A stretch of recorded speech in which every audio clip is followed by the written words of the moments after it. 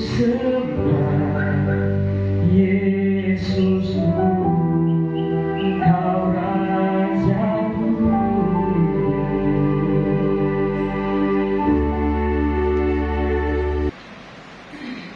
Salam sejahtera bagi kita semua. Shalom. Selamat pagi. Shalom. Tuhan Yesus memberkati. Bapak Ibu, saudara-saudara, adik-adik sekolah minggu remaja pemuda yang dikasihi Tuhan dan mengasihi Tuhan. Baik gereja dan pemerintah memberi perhatian tentang anak-anak. Karena itu ada undang-undang perlindungan anak-anak. Sebab pada gejala-gejala di zaman sekarang ini yang dalam bilang era dari era manual pindah ke era digital. Ya. Seperti ada gejala-gejala bagaimana ada kelihatannya ya, menelantarkan dan pembiaran anak-anak. Ingatkan kita bahwa dari sudut iman kita bahwa anak-anak adalah anugerah Tuhan. Anak-anak adalah pemberian Tuhan bagi setiap keluarga Kristen. Dan bagaimana kepedulian kita sebagai gereja, dan tentu itu gereja mulai dari keluarga. Mulai dari keluarga di mana anak itu ada, anak itu terlahir, anak itu tinggal, ya, melalui orang tua sebagai guru pertama, karena keluarga lembaga pertama penyelenggara pendidikan, apalagi pendidikan agama Kristen. Maka bagaimana khotbah kita sudah berapa minggu ini sedang bicara tentang keluarga, di dalamnya bagaimana kita memberi perhatian terhadap anak-anak kita, anak cucu kita, supaya juga antara lain di era yang digital dalam bilang ini, era modern ini, anak-anak kita punya nilai tinggi dijual, bukan dijual perdagangan. Tapi dari segi intelektual, dari segi moral, ya, maka anak-anak kita yang dikatakan masa depan gereja, masa depan bangsa dan negara. Ini bukan cuma juga ke sekolah mereka, pendidikan secara formal, dan juga pendidikan secara informal melalui keluarga-keluarga kita. Karena itu juga dikatakan keluarga adalah harta terindah dalam kehidupan kita. Ada orang tua, mama dan papa, ada anak-anak di dalamnya.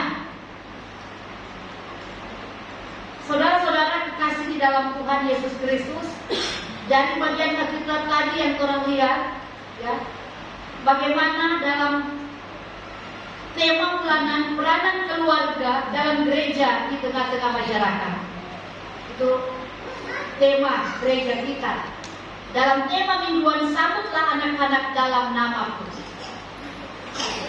Kita dikirim sebagai gereja warga Tunir dengan tema bulanan dan tema mingguan ini. Bagaimana dari bagian Alkitab ini, Bapak Ibu saudara-saudara, ketika muncul Tuhan menghadirkan seorang anak, ketika ada pertanyaan siapakah yang terbesar di kerajaan sorga. Kita lihat bagaimana murid-murid Kristus dari bagian Alkitab ini, mereka mempertanyakan, memiliki kedudukan status tinggi dalam kerajaan Allah. Dan Yesus menggunakan tanda, dia memanggil anak kecil. Dikatakan dari bagian Alkitab ini, dia menempatkan anak itu di tengah-tengah murid-murid itu yang sedang bertanya siapa yang terbesar, ya, dalam kerajaan sorga, ya. Dan dia mengatakan dari bagian Alkitab ini, Bapak Ibu, bahwa apabila dia ingin masuk kerajaan sorga dan menjadi terbesar dalam kerajaan sorga, dia harus berkarakter, dia harus bersikap seperti anak kecil, tampil apa adanya. Anak-anak kan polos, anak-anak sederhana, anak-anak rendah hati, jujur, tidak munafik. Seperti ada contoh, jadi mama bilang kalau ada orang datang, kalau Palak datang, kalau dia keping atau pendeta datang, bilang mamanya tidak ada. Ketika datang, ada di dalam. Ketika datang, mana mama dia? Ada di dalam. Mama bilang, kalau katanya tidak ada. Nah, anak-anak itu polos. Jadi apa dia ada di dalam, dia juga polos mau bilang, dia mama dan bilang tidak ada. Jadi dia bilang begitu, no? Ada di dalam. Mama bilang jangan bilang kalau mama ada di dalam. Salah satu kan anak jujur, ya, bagaimana polos. Sehingga Yesus ya menjelaskan itu kepada murid-murid siapa yang terbesar. Yesus meletakkan anak itu, dia bilang orang-orang yang berkarakter seperti inilah yang masuk kerajaan sorga. Luar biasa. Di kalangan orang Yahudi waktu itu Bapak Ibu, anak-anak dipandang remeh, tidak ditempatkan sesuatu yang penting, ya. Dan sering dianggap anak-anak kita itu kecil dan lemah. Bukankah juga kadang-kadang kita juga seperti itu dan masih ada warisan-warisan sampai sekarang. Ibadah kolom, ibadah apa saja, anak-anak duduk di belakang, dan juga anak-anak orang tua di muka. Anak-anak gula-gula jok, mama dan papa makan nasi.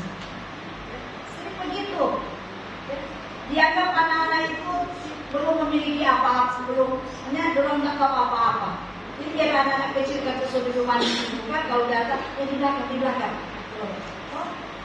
Atau kalau dalam pelayanan, anak-anak anak tua mama dan papa dulu, anak-anak dan di belakang. Sehingga kalau senyana ada pelayanan sudah akan dapat orang.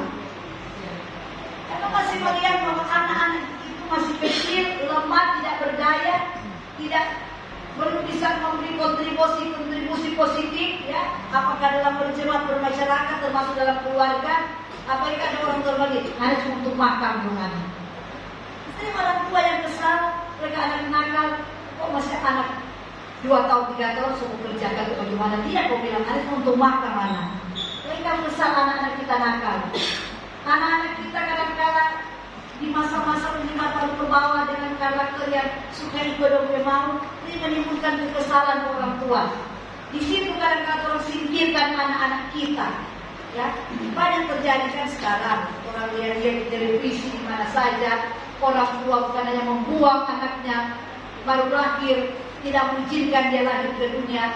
Belum kalau dalam kasih lihat taruh di buka pintu rumah, taruh di jalan tanpa sampah. Orang aniaya, kadang darah daging sendiri, ya. Seperti itu, ya. Jadi saya tidak menghendaki kehadiran. Ketika dia mama di papa waktu para lampiasan pak anak-anak, padahal anak-anak di bawah umur.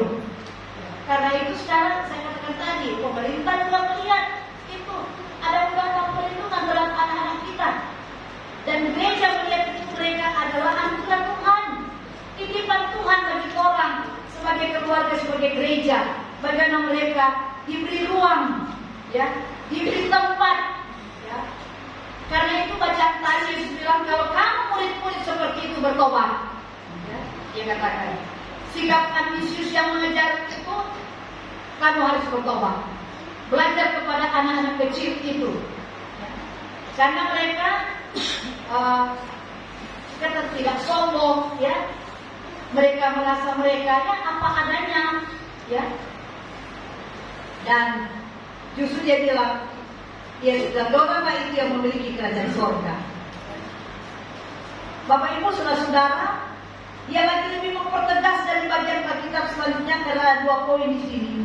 Tetapi barang siapa menyesatkan salah satu dari anak-anak kecil ini yang percaya kepadaku, lebih baik baginya jika sebuah batu kilangan diikatkan pada lehernya, ditenggelamkan ke dalam laut dan seterusnya. Mereka begitu keras.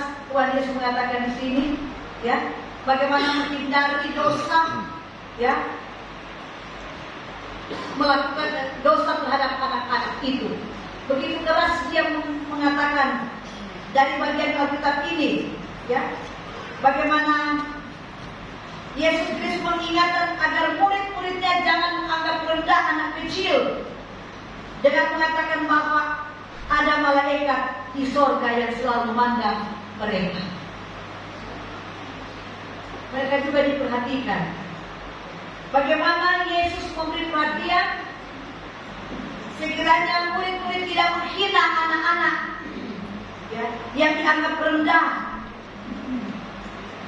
Bagaimana Tuhan Yesus mengingatkan setiap orang memiliki harkat dan martabat yang harus dihormati, termasuk anak-anak. Nah, itu dikatakan kadang-kadang waktu ada ini, kita akan kan tidak menghormati mereka. Jadi bukan soal mereka kecil. Ada lagu bilang, Yesus sayang padaku, Alkitab mengajar, walaupun kecil lemah, yes, dan seterusnya. Aku ini miliknya. Itu satu makna teologis yang luar biasa, yang bagaimana penulis lagu ini Kidung Jemaat mau mengangkat derajat dan harkat anak-anak itu. Ya. Bahwa mereka sama di mata Tuhan, mereka sama. Ya. Yang lebih parah lagi kalau ada anak 5 kemudian dikasih ke orang tua. Ya. Oh, karena dia anak bungsu, maka dia yang lebih banyak budel. Ya. Oh, karena anak ini kato, ya dalam pandangan orang tua dia yang lebih banyak memberi perhatian kepada kami. Maka orang lagi yang lebih besar dari perhatian. Karena itu dari kecil didik sampai anak-anak, ya, didik secara baik agar mereka tidak juga kelak melihat kita dengan sebelah mata. Ya. Sebab ada orang juga anak-anak takut pada begitu. Kita pun masih belum kecil tapi mau ada apa-apa yang tidak perhatikan kita. Malah dikasih, ya. Itu, ya. Jadi bagaimana mau mengajarkan kepada kita bahwa, ya, firman terbilang tindakan apapun yang telah melakukan kepada anak-anak kita yang tidak berkenan kepada Tuhan, ingat kita tidak luput dari perhatian Bapa di surga. Dikatakan oleh bagian-bagian Alkitab tadi. Dan bagaimana yang Yesus mengatakan penyesatan, termasuk penyesatan terhadap anak-anak. Mencakup bagaimana penyesatan yang dimaksud adalah pengaruh-pengaruh negatif, ya. Bagaimana kehidupan kita sebagai orang yang percaya. Jadi dia katakan lebih baik masuk surga biar cuma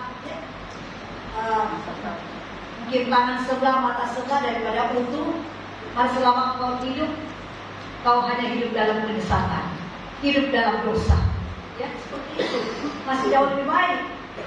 Jika ada yang masih bilang, setelah ada orang yang di jalan surga, ada surga, ada neraka.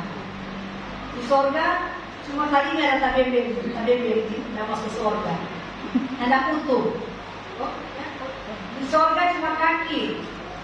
Lalu ditanya, ya terus siapa cuma telinga yang ada di surga ada kaki? Terus bilang, kemarin waktu di dunia cuma telinga jadi berkat. Oh, tuh kakinya jadi berkat, mata lain-lainnya jadi berkat. Tuh lain di mana? Neraka karena cuma itu jadi berkat, jadi cuma telinga termasuk surga. Itu cuma ilustrasi. Ya. Jadi bagaimana dibilang lebih baik itu setengah itu masuk. Ya.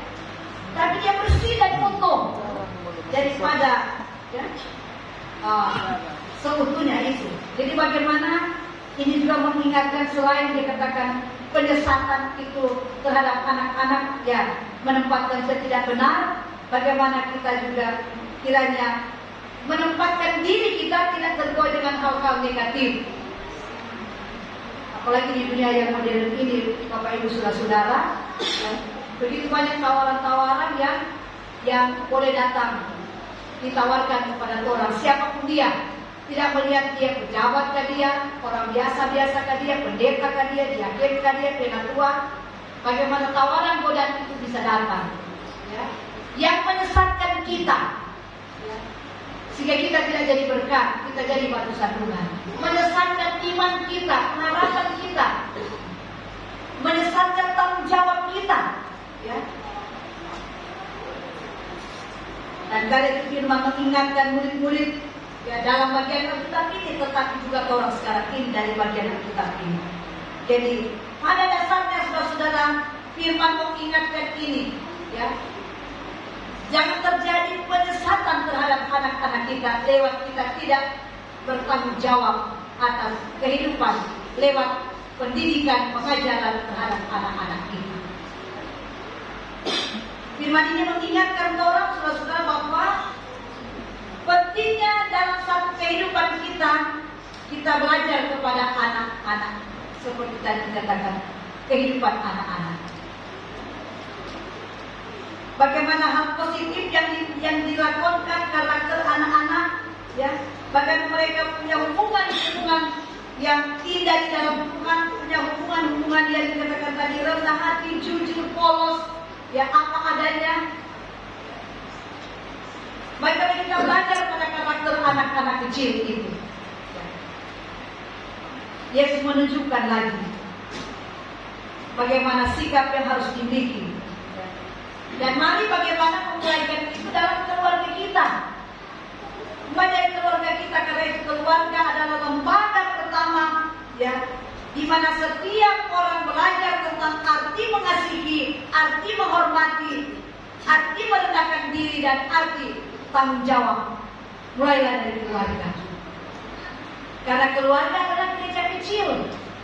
Kalau keluarga taator, jamaah taator. Tapi kalau keluarga taator, gereja taator. Karena semua dari keluarga. Sehingga ada pernah dengarkan kata-kata bijak, kalau ingin mengubah negara ini, ubahlah dulu keluargamu. Kalau ingin mengubah keluargamu, ubahlah dulu dirimu. Ya? Bukan hal yang mudah memang, itu artinya.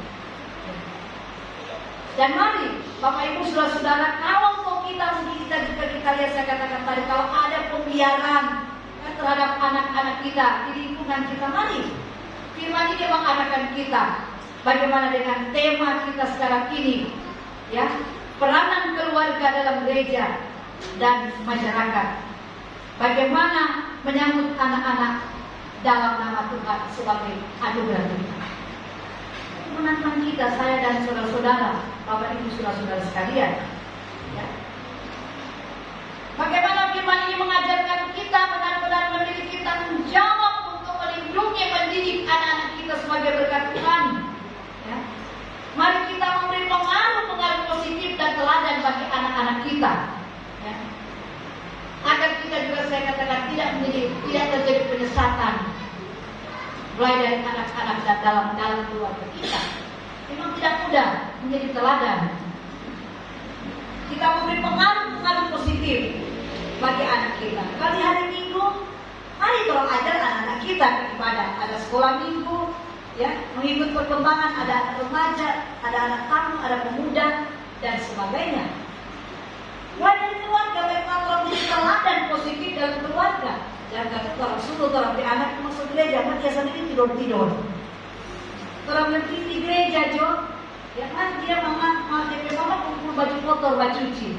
Dia papa mungkin ambil kali mungkin di Pobok atau di desa dia ambil sabe atau pacul di Pobok. Bagaimana keteladanan, ya, orang tua, ya, terhadap anak-anak kita. Kita apa di zaman sekarang tak perlu kita banyak bicara, tapi sikap tindakan kita banyak anak-anak akan lihat. Oh, lebih pandai dari orang. Ya kan, orang bilang kalau di anak sekarang so hidup di daerah macam-macam pegang HP. Orang dulu kan tidak ada seperti itu. Yang zaman sekarang yang mungkin ya 60-an, 70-an kan, 80-an yang tidak ada. Tapi sekarang orang tergantung doi. Dia bilang kurang nafas, kurang baking. Robot ini soalnya melakukan nafas baru boleh baking karena itu satunya, ya, dan semuanya. Itulah dunia-dunia yang bisa memberi dampak negatif terhadap pertumbuhan anak-anak kita. Kalau kita tidak benahi mereka mulai dari keluarga, menjadi apa trompet gereja ini, menjadi apa trompet negara ini. Ya. Karena itu sekarang banyak diberi perhatian, ada imunisasi diberi oleh pemerintah yang kesehatan, tambahan makanan-makanan bergizi, ya kan, dilakukan. Itu semuanya memberi perhatian kepada anak-anak kita, ya. Jadi mari kita memberi pelajaran teladan yang baik bagi anak-anak kita mulai dari keluarga kita, ya. Mari kita memberi nilai-nilai iman terhadap anak-anak kita, Bapak Ibu, saudara-saudara. Ya. Biar tolong ada semua, tapi kalau anak-anak kita tidak memberi nilai-nilai iman kepada anak-anak kita, maka di masa depan kita melakukan anak-anak kita. Malah dia bilang bisa saja orang jadi orang asing di negeri sendiri. Ya. Perkembangan saja kan sudah mulai rasa sekarang dalam perkembangan. Apalagi 10 tahun yang akan datang, mungkin orang sudah ada, tapi yang menikmati anak cucu kita. Kalau orang minta-minta, kalau orang ya sejati dengan serupa dengan dunia ini, ya bisa saja itu kesalahan dan kita orang tua. Jangan bilang nanti guru di sekolah, nanti ada encik di sekolah itu. Berapa jam mereka di sana? Paling banyak dalam keluarga. Cuma itu yang persoalan. Banyak dalam keluarga malah. Kalau ya, begitulah dunia sekarang, dunia sibuk. Atau seperti yang sudah terlihat, ada di dalam rumah semua. Satu duduk di situ, satu duduk di situ, sama sibuk di HP. Sudah bagus sama, kan bersama di HP. Kan satu keluarga duduk bersama di ruang tamu. Kan seakan-akan tidak ada komunikasi. Ya, bangun pagi bukan mulai belajar firman, saya ajar anak. Bangun pagi, dia memang mulai dengan buka HP, dan dia ini malah HP kadang-kala, ya, mulus pindah di jari. Biar masalah keluarga dia ngobrol-ngobrol di dalam HP. Dia ada suami, kelemahan, istri, kelemahan, dia mulai bicara-bicara di FB. Bayangkan bangun pagi, masih pagi dia bukan di firman, bukan belajar firman, bukan belajar, bukan anak-anak belajar firman, baca Alkitab. Itu tuh perkembangan dunia modern sekarang, Bapak Ibu. Tak salah, datang di ibadah, tolong ajar kepada anak bahwa kita bukan tolong HP di HP sudah firman. Itu mungkin bisa kalau dalam keadaan tertentu. Coba, orang datang di suatu ibadah, berani tuh HP, tak tinggal, biarlah itu balik diambil. Mar Alkitab, ya sudah kita banyak Alkitab. Mar HP, mesti pulang, biar dia mau pulang. Karena kedapatan baca dari Alkitab, memakai HP di atas Alkitab, itu luar biasa. Memainkan kepada pandang kamu seperti ini. Ya pun, apalagi kalau Alkitab sebesar saya, kenapa dia? Mana HP dia bukan ke HP kode itu kedapatan. Pendeta kan dapat dari mimbar. Masalah itu pendeta mencukup dari mimbar. Berikut dia sudah masuk gereja itu kan pendeta mencukup. Banyak kedapatan. Bagaimana orang tua seperti itu mewariskan anak-anak kita? Bagaimana? Karena itu kita bilang dunia sekarang, ya, so pindah dari dunia manual so pindah di dunia modern. Apa pun yang ada. Orang begini baru sekarang, pohon Natal ini ada menjulang sampai di langit. Setinggi apa? Sama tergantung doi. Ada sama memberi kesenangan. Orang sumbernya Natal. Ini luar biasa, saudara-saudara, perkembangan sekalian. Orang lihat sekarang yang bisa memberi pengaruh-pengaruh dalam pertumbuhan anak-anak kita, ya. Karena itu mari saudara-saudara, dalam kehidupan ini kita berjemaat dan bermasyarakat, termasuk jemaat di sini. Mari firman ini mengingatkan lagi orang, apa tanggung jawab, ya, apa yang harus orang kerjakan, dan firman ini menitik beratkan pada pertumbuhan pemeliharaan anak-anak kita. Ya, firman ini sepanjang minggu gede mengarahkan itu. Bagaimana orang tidak ada pemeliharaan terhadap anak-anak kita. Kita sambut anak-anak kita itu sebagai berkat Tuhan.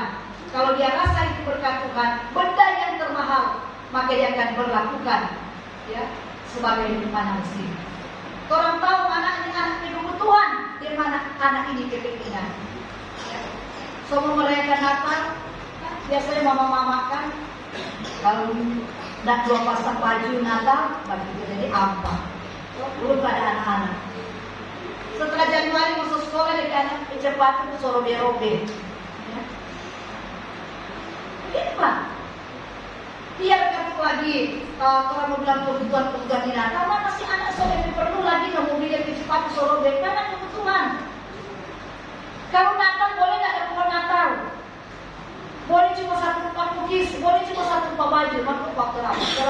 dapat gengsi. Tapi firman dong, pohon 2 pipo, kita mesti 5 feet. Kita firman dong, 3 pasang baju, oh kita mesti 5. Lagi ibu-ibu zaman sekarang, zaman now. Yang laki kan setengah mati, ya toh? Ya, gengsi. Kadang-kadang juga awal, dari diletakkan. Sobat juga gagal mah, setelah itu nak datang di ibadah. Seperti itu mah, baju berapa biji. Belum tuh lain-lain, itu kan tuh banyak rumit. Belum dia kecil rambut, belum dia mau semua. Banyak sekali ibu-ibu pak. Mari ketika anak-anak sejak mau sekolah, sudah ada itu mama. So bisa mengenai baju Natal bagi cookies dia apa semua. Maka anak-anak jadi ancaman. Bukan diperhatikan malah yang kita bilang tadi. Bukan pembiaran, malah anak-anak bisa saja keluar dari rumah anak. Kita cari itu sendiri. Masa anak 2 tahun suruh atau anak TK, anak kelas 1. Kan seperti itu. Jadi kebetulan Bapak Ibu, saya sementara sekarang ini memang diperjakan yayasan di kepala sekolah sementara di SD Unim di mana cuma saya ada. Baru berapa bulan saya mulai melihat anak-anak sini. Berapa orang tua kami panggil yang tidak memberi perhatian terhadap anak-anak. Datang kembali di sekolah, nyata somali itu pagi kesian sekolah. Terus kita ditanya, mama kok masih pagi, ibu sore itu kan tidak ada semua kalau anak pusing di sekolah. Karena ditanya tak semua kalau anak sakit. Ketika orang ada lagi tindakan bukan tidak anak yang nakal, berlaku ke polisi. Nah, karena itu kita bilang anak-anak yang nakal begitu panggil orang tua, jelaskan. Kalau nyata kalau suruh pulang begitu, daripada papa sedikit di rumah. Karena kalau memang orang di sini sekolah-sekolah seperti itu, guru-gurunya, bagaimana mendapat anak-anak yang berkualitas? Kalau juga anak salah, anak itu orang tua lagi bela-bela malah lapor ke polisi. Karena ini anak nakal sekali. Sedang kita mau bilang, kenapa anak begitu? Saya kami dapat di lapangan bahwa ketika cek di rumah, nah bagaimana dia boleh apa kuat hari-hari mabuk. Malah anak itu terjagaan dari papa. Dia ke papa pagi-pagi kasih yang itu so mencari. Karenanya untuk kebutuhan keluarga. Jadi dia bilang anak itu berkelas 2, jadi anak sudah berbalik. Dia sudah mandi, kalau sudah bangun keluarga, baju di atas semua. Itu salah satu bukti saya katakan begitu. Banyak sekali. Jadi apakah guru-guru di sekolah itu harus kan 1 kali 24 jam? Tapi bagaimana di dalam rumah itu, ya? Mari kalau satu di anak-anak itu sebagai berkat Tuhan yang perlu dikasihi, dihormati, dididik dan dijaga dan menyiapkan segala kebutuhan agar mereka imannya, ya. Dan sahabat senang kalau anak-anak berhasil. Saya selalu mengatakan kita kasih katekisasi orang kawin dan baptisan kita bilang. Pertama menyaksikan kalau anak-anak itu berhasil. Pertama mau tertawa adalah orang tua. Tapi pertama menangis menyaksikan anak-anak adalah orang tua, bukan kami. Karena itu marilah buatlah keluarga itu. Dorang betah di dalam rumah. Apakah keluarga rumah tangga atau di rumah tidak betah anak-anak tinggal? Sebab di rumah itu dulu dia kembali papa kasar, rupa kandang binatang di dalam rumah. Anak-anak kita ikut kasar mendidik dia apa semua tidak disiapkan. Anak cari kedamaian di luar rumah. Entah baik atau tidak, yang penting dorang ada kesenangan. Ya, karena di rumah mereka tidak dapat, ya, mereka tidak dapat itu dari orang tua. Atau juga ada juga ya, kadang-kadang dia suami atau dia cari tempat yang aman di luar karena di rumah itu tidak ada rasa aman.